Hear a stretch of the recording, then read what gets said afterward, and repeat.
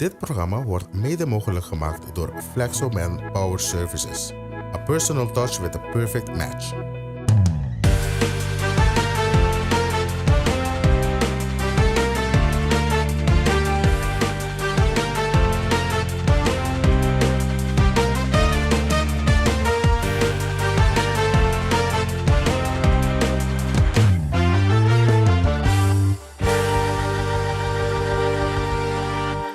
Welkom bij Business & Co. Vandaag als thema starters.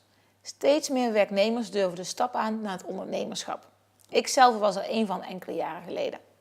Vandaag bespreek ik met Emma Clark van Virtual Miss Perfectionist en Shani Summer van Shani Summer Branding wat hun ervaringen zijn. Emma, een kerstverse starter en nieuwkomer op het eiland. Hoe ervaart zij het als start-up te beginnen in een land waar je nog niemand kent? En Shani Summer, Judy Corsau, die juist van de zoektocht van haar klanten haar beroep heeft gemaakt. Branding. Voor zowel grote als kleine ondernemingen. Zoals iedere week breng ik natuurlijk een bezoekje aan een restaurant op ons eiland en krijg Papiamento les van Jackie.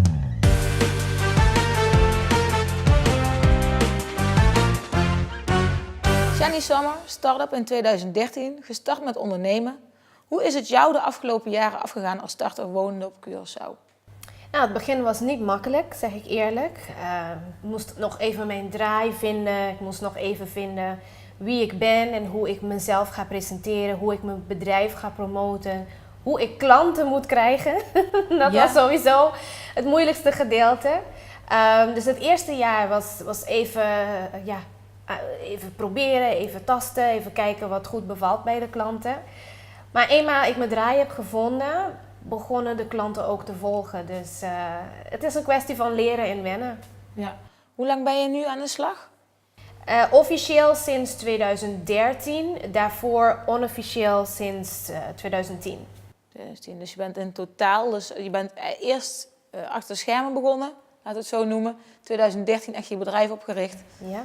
We leven nu al 2017. Gaat hard. Emma Clark, starter, sinds november 2016.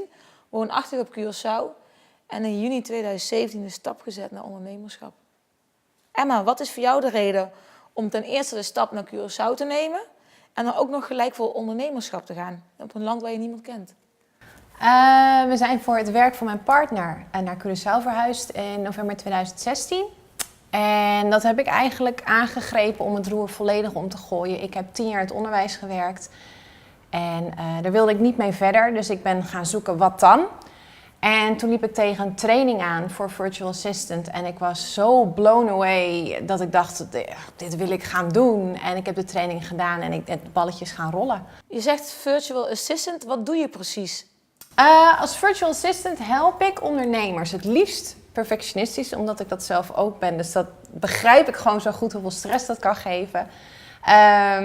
Mijn missie is om ondernemers meer tijd, meer plezier en minder stress te geven. Ik neem taken over. Ik spar met ondernemers. Ik help ze overzicht te geven over hun bedrijf, over projecten. En mijn specialisme is teksten schrijven en teksten corrigeren. Oké, nou interessant. Ik denk dat veel ondernemers het wel kunnen gebruiken. Ja, het lijkt me geen overbodige luxe. Iedereen heeft het druk. Ja. Je moet alleen wel het besef hebben van, ja, ik ben toe aan die volgende stap, aan werk delegeren. Ja.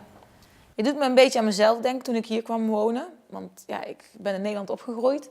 Ik had totaal geen kaas gegeten van hoe dat het hier op Curaçao ruilt en zeilt. En ik kwam dus ook met mijn boekhoudervaring vanuit Nederland. Ja, OB kun je verrekenen, de BTW in Nederland. Nou, in Curaçao dus niet. Hoe was jouw tocht naar het ondernemerschap? Welke hindernissen heb je ervaren? En waar liep je tegenaan bij het opzetten van je onderneming? Ik heb ten eerste de mazzel dat ik heel veel begeleid ben door twee meiden die ik ken. Die heel veel ervaring hadden. Die hebben me echt onder hun hoede genomen. Daar heb ik echt mee geboft. Waar ik tegenaan liep was de bureaucratie op Curaçao. Kastje naar de muur, instantie hub, instantie zus, instantie zo. Ik ben ook geen Judy Corsau, dus ik moet ook een extra vergunning aanvragen. En dat duurt en duurt en duurt. En wat ik eigenlijk het allerlastigste vond is het vinden van informatie. Als ik al informatie vind, dan is het verouderd. Of ik weet niet waar ik terecht kan voor de juiste informatie. Dus dat vrat heel veel tijd en heel veel energie. Daar liep ik echt tegenaan. Oké. Jenny, herken jij de punten van Emma? Of was het voor jou anders als lokale? Nou, het was voor mij wel anders in de zin van, ik weet natuurlijk waar ik terecht moet en ja, wat jij meemaakt met de vergunningen, et cetera, dat had ik niet nodig, dat hoefde bij mij niet. Maar ik ken wel het fenomeen van het kastje naar de muur, wat jij zegt. Want bijvoorbeeld als je de grotere klanten probeert aan te trekken, word je ook een beetje heen en weer gestuurd als je niet al iemand hebt binnen het bedrijf die dan de weg korter maakt naar van offerte naar getekend contract. Dus dat fenomeen ken ik wel. Het maakt het niet makkelijker. En eigenlijk ben ik daardoor ook meer in de branding gegaan, omdat ik dan zoiets had van, ik ervaarde vriendjespolitiek. Dus toen dacht ik, nou, ik kan kijken tegen vriendjespolitiek of ik kan zorgen dat ik het vriendje word. Ja. Dus dan had ik zoiets van, maak je eigen vriendjespolitiek. Dus daar hou ik me constant mee bezig met het promoten van jezelf en het branden, zodat ik bij iedereen het vriendje word. Maar ik denk dat wij als ondernemers, starters, dat sowieso allemaal meemaken. Jij dan in ieder geval dubbel, omdat je dan ook het gedeelte van het integreren erbij hebt. Dus ik herken dat wel. Ja. Emma, nu je onderneming staat, hoe vind je je zoektocht naar klanten? Die vind ik heel enerverend. Wat ik zei, ik kom uit het onderwijs. Nou, daar ben je totaal niet bezig met klanten zoeken. Je hebt ze. Dus het was nieuw. Het voelde heel onwennig. Het voelt soms ook een beetje als stalken. Want dan weer een mailtje en weer een mailtje. Ja, ik hoor niks, ik heb weer een mailtje. Dat vond ik heel raar. Ik weet niet of jij dat ook zo vond. Je moet zo actief, bewust gaan zoeken naar mensen die misschien geïnteresseerd zijn in samenwerken met jou. Maar ik vind het wel heel leuk. Je leert zoveel mensen kennen. Ik vind het een verrijking. En ik vind het heel gezellig om mijn netwerk zo uit te breiden. En niet alles loopt op een samenwerking uit. Maar dan is het een gezellig borreltje samen. Of misschien kan je iemand anders aan iemand koppelen. Ik vind het heel erg leuk. Ja, dat is echt Curaçao, hè? Ik denk dat jij niet kan beamen van, je moet mensen leren kennen. Dat er vandaag geen werk uitkomt, kan wel zeggen misschien volgend jaar, dat hij weer jou aan iemand anders koppelt. Dat is mijn ervaring tot nu toe. Wat uitkomt, dat ik dacht van, ja, maar ik investeer zoveel in netwerken. Wanneer komt er iets uit? Nou, het begint. Jenny, je helpt ondernemers met het branden van zichzelf en hun onderneming.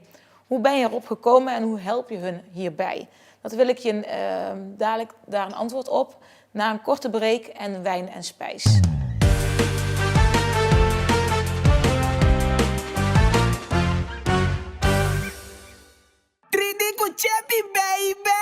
Un, dos, tres, un, dos, tres.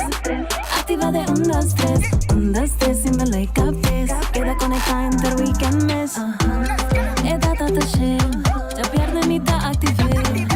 Stel mi 3D un bes. A mi paciencia lo solo café. Un, dos, tres, un, dos, tres. Activa de un, dos, tres. Un, dos, tres, sin verlo y capes. Queda conectada en the weekend mes. Activa o 3D Banda para ti Sorinso. Door die mannen 3D na 3434. Para más información, término y condiciones, visita uts.cw.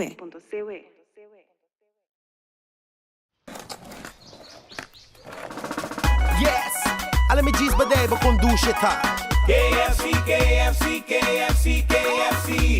We like it. Gusta Kentucky tu hora di dia. No te importa si también into per día. Nami un two-piece combo pero spicy.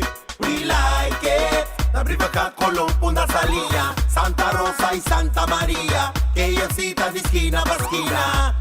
We like it. E não sabe qual sou eu. Se meus potato of coleslaw. Não passo Kentucky tem variação. E na oferta tu tá campeão. Pião KFC tá come bom bom. And that's why we bring you this song. We like it.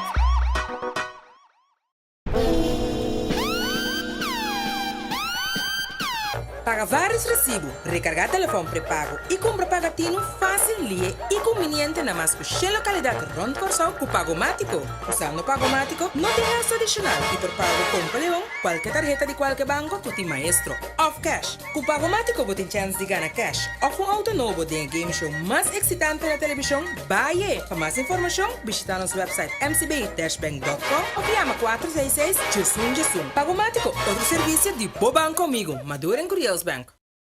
Se você come variedade de pão, tuco, bolsa, salada. Come Subway, Subway, Subway. Subway tá sempre saudável para a futura geração. Come Subway, dá-me coro para me explicar melhor. O Subway tem suor de nós. Come Subway, Subway, Subway. O Subway tem suor campeão. Come Subway, Subway tá de nós. Subway. Welkom terug bij Business & Co. Iedere week breng ik een bezoek aan een restaurant op ons douche-eiland Curaçao. Deze week ga ik naar Osteria Rosso in het Tropial Inn Hotel.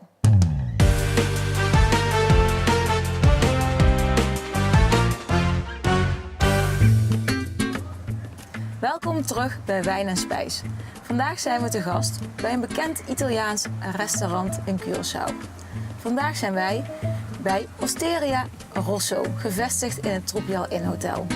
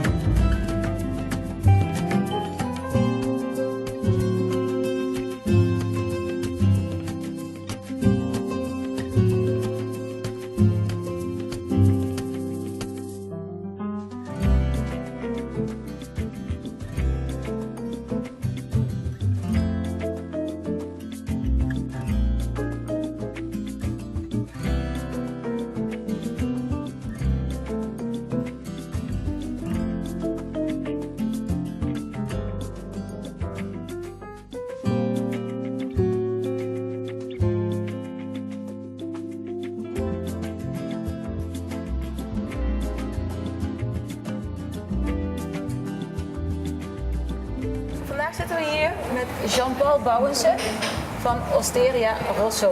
Hoi, goedemorgen is het eigenlijk nog net. Ja, nog net. Welkom. Goedemorgen. Dankjewel. Leuk dat jullie er zijn. Ja, ik ben benieuwd, waarom jouw passie voor de Italiaanse keuken? Nou, die heb ik eigenlijk al heel lang. Ik heb middelbare hotelschool gedaan, hoge hotelschool gedaan, altijd in restaurants en in de catering gezeten. Vroeger 7 jaar op Curaçao gewoond. Mijn praktijkstage, mijn eindstage en mijn afstudeerproject op de hotelschool heb ik hier op Curaçao gedaan. En toen heb ik eigenlijk mijn koffer in Nederland gepakt, hier naartoe gekomen. Dus ik heb sowieso al een band met Curaçao. En ik was alweer ruim 4 jaar geleden, bijna 5 jaar geleden, was ik hier op het eiland. En toen kwam ik weer in gesprek met Bart, de eigenaar van het hotel. Ja. En zij waren net weer aan het, eigenlijk open vanwege het feit dat zij natuurlijk gesloten waren om de orkaan hier langs was geraast. Dus het hotel was eigenlijk helemaal verwoest. Nou, weer helemaal opgebouwd, 98 kamers. En hij had een restaurant hier, wat een beetje een steakhouse was, een beetje eigenlijk van alles een beetje. Ja. En van het een kwam het ander. Toen hebben we eigenlijk alleen maar de dakspanten laten staan en toen zeiden we, oké, we gaan gewoon een nieuw restaurant bouwen. Welke keuken gaan we doen?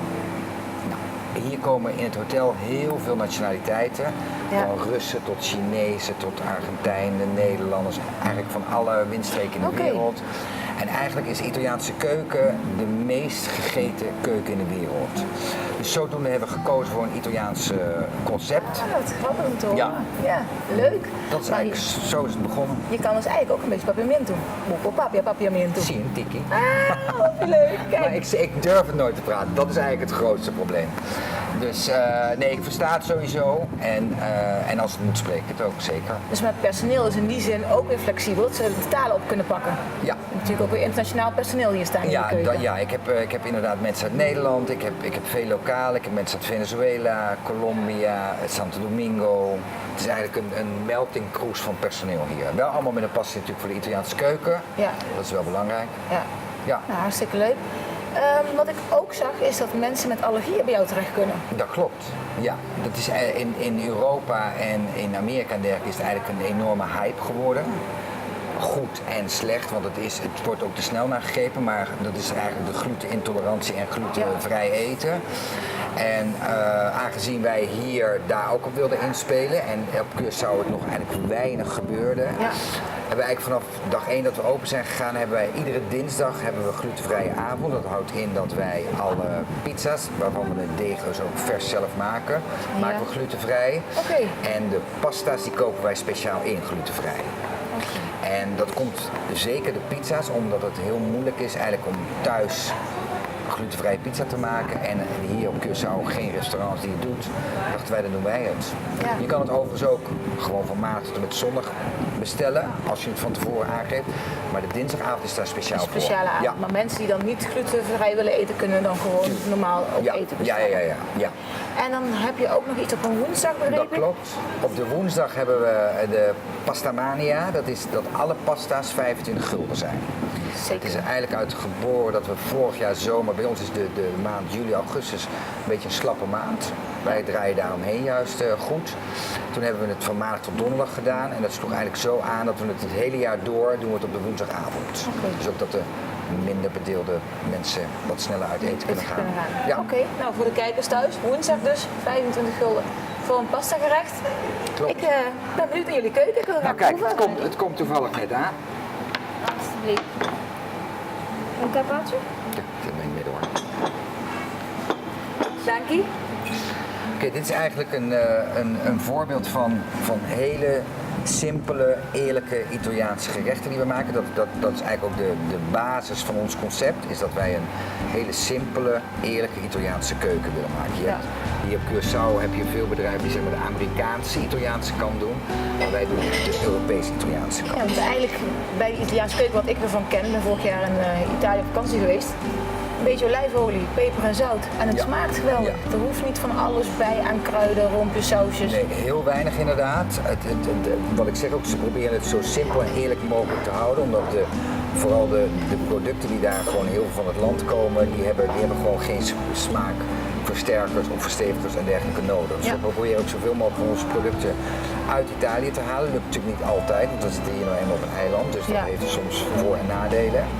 Dus dit is eigenlijk de antipasti. Het zijn verschillende kaassoorten, salamis, prosciutto. Er ligt een bruschettaatje op. En dit wisselt gewoon eigenlijk van week tot week wat wij binnenkrijgen, wat we hebben liggen. Dit is iets wat in Italië ook heel veel gegeten wordt. Het zijn gewoon de bruschetta's. Heel simpel, gewoon een gesneden tomaat, wat basilicum erbij, wat mozzarella erdoor en wat oregano of wat tijm. Gegrilde groenten, daar houden ze heel erg van in Italië. Ja. Dus wat ze doen is bijvoorbeeld een courgette snijden ze gewoon in plakken, een heel klein beetje peper, zout en wat olijfolie even op de grill. Klaar. Dus niet gecompliceerd en moeilijk doen en dergelijke. Nou, carpaccio, dat is eigenlijk, dat is wel grappig, dat is een heel jong Italiaans gerecht. Komt eigenlijk pas in 1950, 55 is dat ontstaan. Ja. In Venetië was een gravin en die had bloedarmoede en die mocht geen gegaard vlees eten. Toevallig was er net een expositie in Venetië van een schilder die ook Carpaccio heette. Giuseppe Carpaccio heette die man. En de chef die het voor het eerst heeft gemaakt, die waren geïnspireerd door zijn werk, want hij werkt heel veel met zeg maar lichte, rauwe kleuren en dergelijke. Dus toen hebben ze dit gerecht carpaccio genoemd. En eigenlijk sindsdien is het, wereldwijd kan je het nu eten. Wij maken het bijvoorbeeld ook van tonijn. Maar dat is relatief een heel jong gerecht, terwijl de Italiaanse keuken juist heel oud is. Ja. Oh, leuk. Ja. Gelijk geschiedenisles. Ja, hoort er ook bij. Dus dit is eigenlijk een klein voorbeeld van spulletjes die wij hier maken en gerechtjes. En onze grootste specialiteit is eigenlijk onze pizza. Wij maken een traditionele Napolitaanse pizza. Hier weer op het eiland worden heel veel zeg maar Amerikaanse pizza wordt gemaakt. Dat is met een dikke bodem, niks mis mee, want ik vind hem zelf ook af en toe heel lekker. Ja. Alleen wij hebben ervoor gekozen om een echte traditionele pizza te maken. Een Napolitaanse pizza in een houtgestookte oven. Gaat ook maar 90 tot ongeveer 100 seconden in de oven, want de oven is heel heet van ons. Dunne bodem en wij proberen hem ook met veel verse dingen te beleggen. Dus gedeeltelijk gaat hij de oven in met ingrediënten en als hij eruit komt, worden er nog ingrediënten toegevoegd. Maak je hem nog af. Ja. Oké, nou geweldig. Het is moeite waard. Ik wil het graag proeven. En we hebben er ook een glas wijn bij. Dat klopt. Ja, dit is toevallig Italiaans. Ja, stel je voor. Nee, in principe zijn al mijn wijnen op de kaart zijn Italiaans op de White Zinfandel na. Ik moet hem hier hebben op Curaçao. Ja. Liever zou ik het niet doen, maar ja, het hoort erbij. Dus ik heb eigenlijk, al mijn wijnen zijn Italiaans. Dit is een Valpolicella. Dat is een iets zwaardere, kruiderige wijn. Ik heb ook een Merlot en een Pinot Noir als openhuiswijn op de kaart staan. Die is wat toegankelijker. Maar als je gewoon een goed glas Italiaanse wijn wil en je wil geen hele fles, dan is dit zeg maar een uitgelezen wijn. Die ook hier weer gewoon perfect bij past. Ja. Gaan we proeven? Ja. Ik ben benieuwd. Cheers. Proost.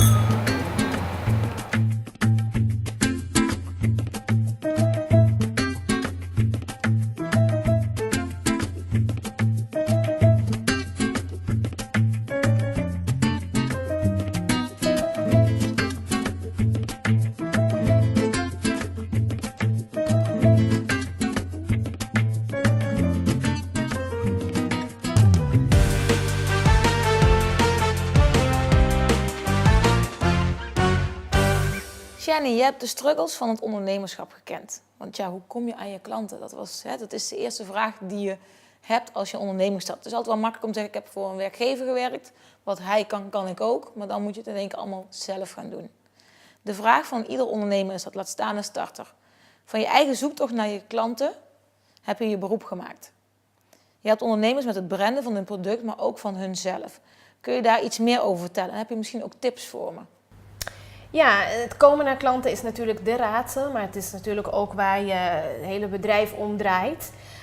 Bij mij, mijn ervaring is geweest dat je een combinatie van een paar dingen moet doen om klanten aan te trekken. Het is niet alleen maar achter mensen aan. Inderdaad, wat jij zegt, je voelt je net een stalker op een gegeven moment als je alleen maar die bedrijven of mensen na blijft bellen. Dus er moet iets bij zijn waar mensen eigenlijk ook naar jou toe, of waardoor mensen ook naar jou toe worden getrokken. Ja. En dat betekent dus eigenlijk promotie voor jezelf.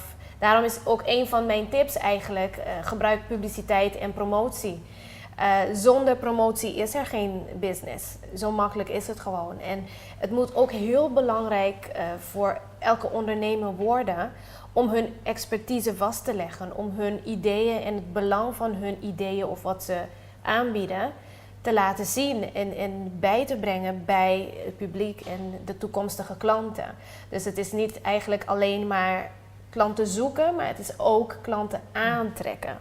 Ja. En vandaar dat ik eigenlijk dat proces heb meegemaakt en dat mijn business heb gemaakt. Want ik heb zoiets van de koppijn om klanten te krijgen. Dan kan ik meer mensen besparen. Dus daar hou ik me. Ja, want jij hebt voor vandaag, voor de kijkers thuis, heb jij 10 tips bij je? Ja. Nou, een van mijn tips is bijvoorbeeld beschrijf je ideale carrière en imago. Zodat jij eigenlijk ook weet wat jij gaat promoten en wat voor klanten je wilt aantrekken. Dat is een van de grootste problemen bij ondernemers. En dat is gewoon omdat ze van alles tegelijk proberen te doen als er maar geld binnenkomt. Ja. Maar dat is eigenlijk de manier om juist geen klanten te krijgen, want niemand weet wat je precies doet. Je moet je focussen op één doelgroep en alles wat er langs ook binnenkomt, welkom. Dat leg ik mensen ook marketingtechnisch altijd uit. Je moet een doelgroep hebben, toch? Ja. Je moet een doelgroep hebben en je moet ook vaststellen wie jij bent of wat jouw bedrijf is. Dat is heel belangrijk voor jouw branding en voor de groei van jouw bedrijf.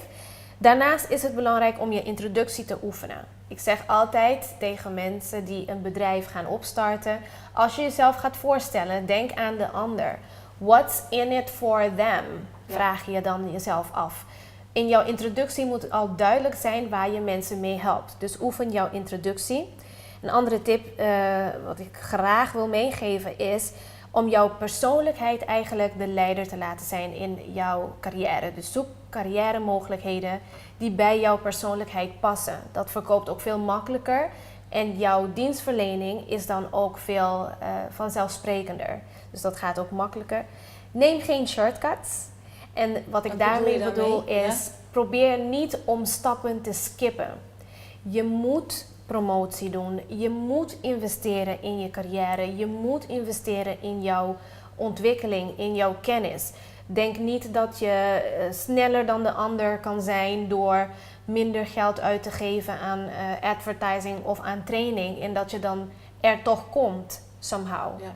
Emma, herken jij hier iets uit? Want bijvoorbeeld is makkelijk gezegd, hè? Je moet investeren in marketing. Maar je moet natuurlijk ook eerst een potje hebben. Ja, dat is inderdaad lastig. Je begint natuurlijk met een klein budget. Je kunt het maar 1 keer uitgeven. En je moet zo goed nagaan voor jezelf. Ga ik dit stukje in vergroten van mijn kennis steken? Of ga ik eerst wat investeren in marketing, in branding? Zodat je misschien daar een klant mee binnenhaalt. Zodat je potje wat groter wordt. Dan ga je dan je kennis vergroten. Het is een puzzel. Ja. En ik denk dat je heel erg goed naar jezelf moet luisteren. Wat goed voelt op dat moment. Als je denkt, ik wil eerst klanten zoeken. Dat je dat dan ook moet gaan doen. En het moet denk ik ook een beetje natuurlijk rollen. Ik herken hier wel heel erg wat Jenny hier beschrijft. Kun jij dan ook, stel je voor, ik ben een start-up en ik heb een budget, ik heb 500 gulden. En daar wil ik in marketing stoppen, maar ik moet kiezen. Dus ga ik voor de krant, ga ik voor social media, ga ik een website laten bouwen. Help jij dan ook ondernemers in? Dat ze bij jou komen en zeggen, Jenny, dit is mijn potje met geld en ik kan het maar 1 keer uitgeven. Ga jij dan voor de klant van, dit zijn de voor- en nadelen van social media, dit zijn de voor- en nadelen van advertentie in de krant? Ja, dus onderdelen van wat ik doe met branding is dan kijken met de doelgroep wat je hebt en met de groei die je op dit moment wilt bereiken, welke media het beste bij je past en hoe je dat budgetje het beste kan uitgeven. Ja. Dus in principe is het wel belangrijk dat we bewust blijven van het aandacht trekken. Aandacht van klanten is nodig, of toekomstige klanten, is nodig om klanten uiteindelijk aan te trekken. Dus als ik bijvoorbeeld vanaf 0 zou moeten beginnen, dan zou ik echt het grootste gedeelte van mijn budget steken in de aandacht. Mensen aantrekken, zodat meer mensen weten wat je doet en je grotere kans maakt om die klanten binnen te halen. Ja. Social media, want volgens mij staat dat ook in een van jouw 10 tips, hè? Social media. Wat is jouw mening over social media? Als je kijkt naar hoe het ontstaan is, hoe ver de wereld al is en hoe ver we eigenlijk op Curaçao pas zijn met social media. Wat is jouw mening daarin? Social media is een van de onderdelen van marketing. Ik denk wel dat er een grote misconceptie is dat wij social media kunnen gebruiken als de enige marketing. Ja. Nu dat iedereen een telefoon heeft, nu dat iedereen op Facebook en Instagram en YouTube, you name it, overal zit. Dat we dan de denkfout maken dat we tv, radio en krant en de traditionele media niet meer nodig hebben. En dat is niet waar. Net als alle onderdelen van branding en marketing is social media een ondersteuning van het geheel. En het hangt een beetje af waar jij je doelgroep het beste kan bereiken, waar je het meeste geld in gaat stoppen. Maar social media is nu in 2017 een van de grootste marketing tools. Ja. Dat is het wel. Maar het is niet het middel om alle andere media te skippen. Ja, want net als bijvoorbeeld op Curaçao, ja, niet iedereen heeft natuurlijk Facebook. Bepaalde als 50 plus misschien je doelgroep is. Ik kan me voorstellen dat die niet allemaal Facebook hebben. En ook niet iedere jonge lui heeft Facebook. Dus je zult ook de kranten, lokale kranten, dan hebben we ook natuurlijk ons taalverschil. We praten Nederlands, we praten Engels, we praten Papiamento. Het zijn weer verschillende kranten. Hoe ga je daarmee om met je klanten? Ja, ik kijk dus naar het doelgroep wat je hebt. Branding en ook advertising is heel doelgroepspecifiek. Dus ik maak sowieso samen met de klant een analyse van waar hangen jouw mensen uit, zeg ik dan. Ja. Waar hangt jouw doelgroep uit? Hoe kan ik jou helpen om die mensen het beste te bereiken? En bij de een is het social media. Nu bij heel veel mensen is het social media. Maar het kan ook zo zijn dat het bij de ander tv is of bij de ander radio is.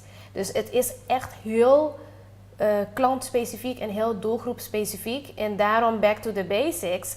Marktonderzoek blijft belangrijk. Ja, ja. Ik wil jou de kans geven om af te sluiten met jouw laatste tip. Ja, een van mijn tips hier is hou jezelf aan je target. Dus mijn tip is ook om doelgericht te werk te gaan. Niet zomaar mensen bellen, niet zomaar iets op je social media posten, niet zomaar klanten gaan zoeken. Maak target voor jezelf en werk doelgericht aan je bedrijf. Dat is mijn laatste tip. Oké, dankjewel. Emma, dankjewel voor je openhartigheid en uitleg over wat een virtual assistant is en doet. Heeft u thuis meer behoefte aan informatie over het branden van uw product of uw onderneming? Neem dan contact op met Shani Sommer via www.shanysommerbranding.com.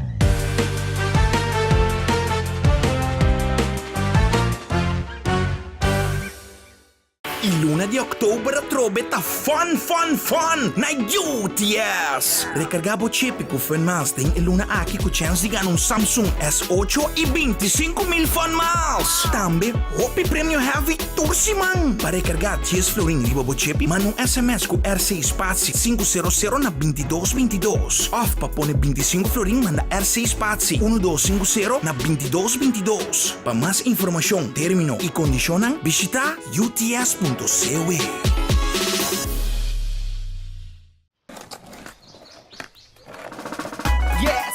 alle met jeans bedrijven conduce ta. KFC, KFC, KFC, KFC. We like it. Gusta Kentucky durora di dia. No te importa si también introvertida. Nami un tupis combo pero spicy. We like it. La brivaca Colón, Punta Salía, Santa Rosa y Santa María. KFC ta di esquina pa' esquina. We like E it. não sabe qual é. Se mexe potato of coleslaw. Não passa Kentucky tem variação. E na oferta tu tá campeão. KFC tá come bom bom. And that's why we bring you this song. We like it.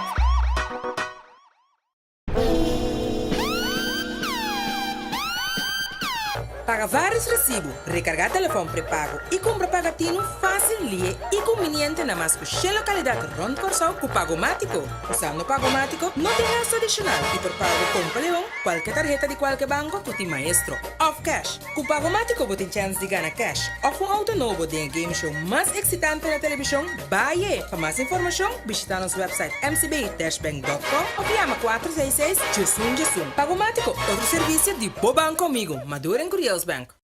Se você come variedade para um tuco bolsa lava. Come Subway, Subway, Subway. Subway tá sempre saudável para a futura geração. Come Subway, dá-me coro para me explicar melhor. O Subway tem sumo de nós. Come Subway, Subway, Subway. O Subway tem sumo campeão. Come Subway, Subway tá de nós. Subway.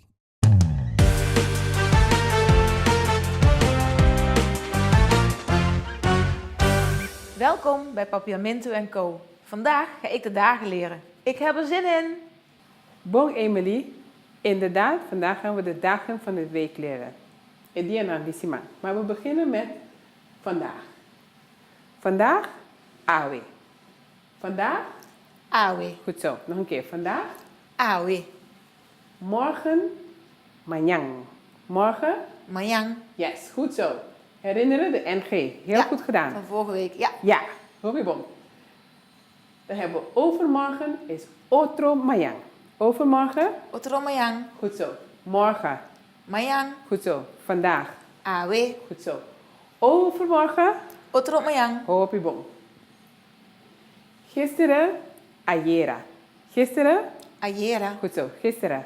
Ayer. Vandaag? Awe. Bom. Morgen? Mañang. En overmorgen? Otro mañang. Robibom. Eergisteren is dan antayera. Eergisteren? Antayera. Goed zo. Eergisteren. Antayera. Gisteren. Ayer. Overmorgen. Otro mañang. Vandaag? Awe. En morgen? Mañang. Master en Emily. Robibom. Vanochtend is Awe Mainta. Vanochtend? Awe Mainta. Goed zo. Vanochtend. Awe Mainta. Goed zo. Awe van vandaag en Mainta vanochtend. Van 's morgens. Dus vandaag zorg 's morgens. Vanochtend. Awe Mainta. Robibom. Vanmiddag? Awe Merdia. Vanmiddag? Awe Merdia. Bom. Vanochtend. Awe Mainta. Good. Vanmiddag. Awe Merdia. Robibom. En vanmiddag hebben we nog weer een vanmiddag, dat is Awe Tadi. De eerste van Awe Merdia is van 12 uur tot ongeveer 3 uur. En daarna tot zonsondergang is Awe Tadi. Oké. Oké, dus vanmiddag? Awe Tardi. Goed zo, vanmiddag. Awe Tardi. Vanmiddag van ongeveer 12 tot 3?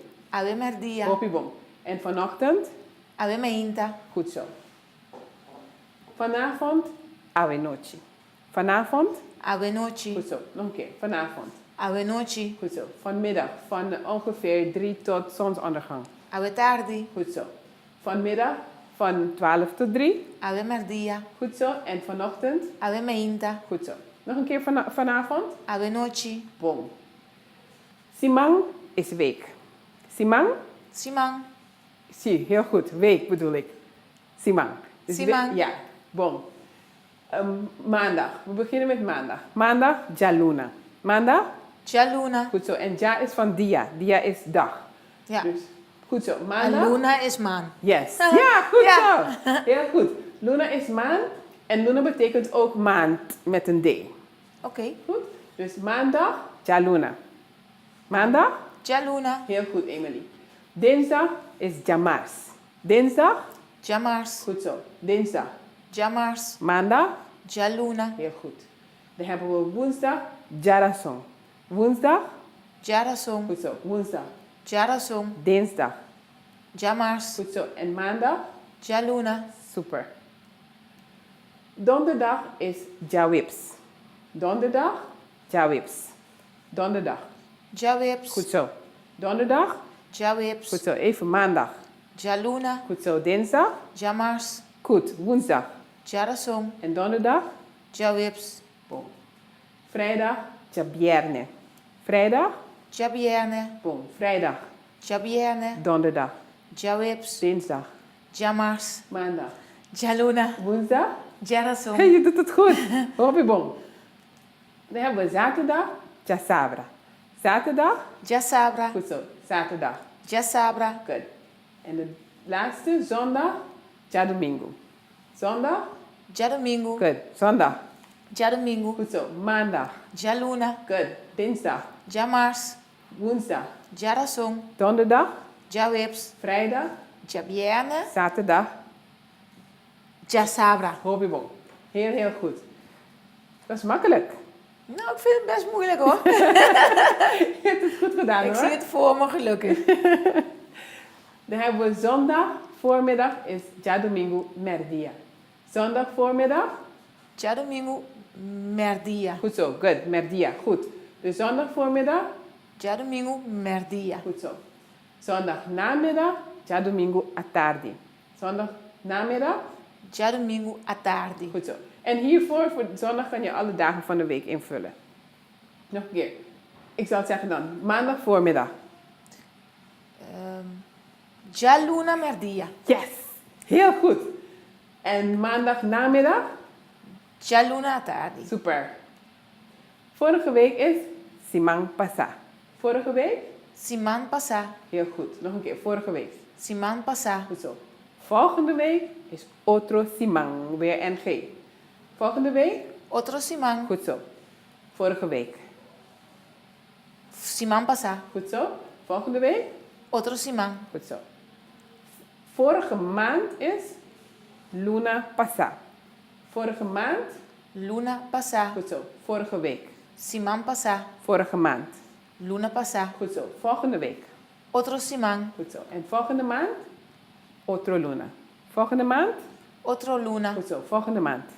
Otro luna. Volgende week. Otro simang. Vorige week. Simang pasa. Bon. Vorige maand. Luna pasa. Good. Herinner je nog dinsdag? Dit is Jamars. Zie, heel goed. Hobbybom. Dus dinsdag voormiddag. Dan wordt het Jamars met dia. Bom. Donderdag? Dat was Jawips. Goed zo, Emily. Dus donderdag namiddag? Jawips atadi. Goed zo. Helemaal goed. Volgende woord, goede week. Bong simang. Goede week? Bon simang. Goed zo. Goede week. Bong simang. Good. Weekend? Weekend. Weekend? Weekend. Dat is een makkie. Weekend? Weekend. Goede week? Bon simang. Good.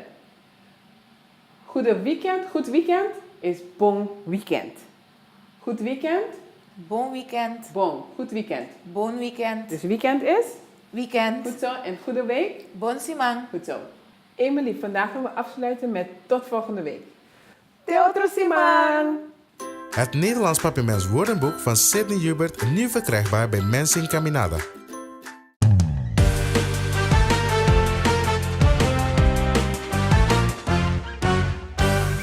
Bedankt voor het kijken en tot volgende week.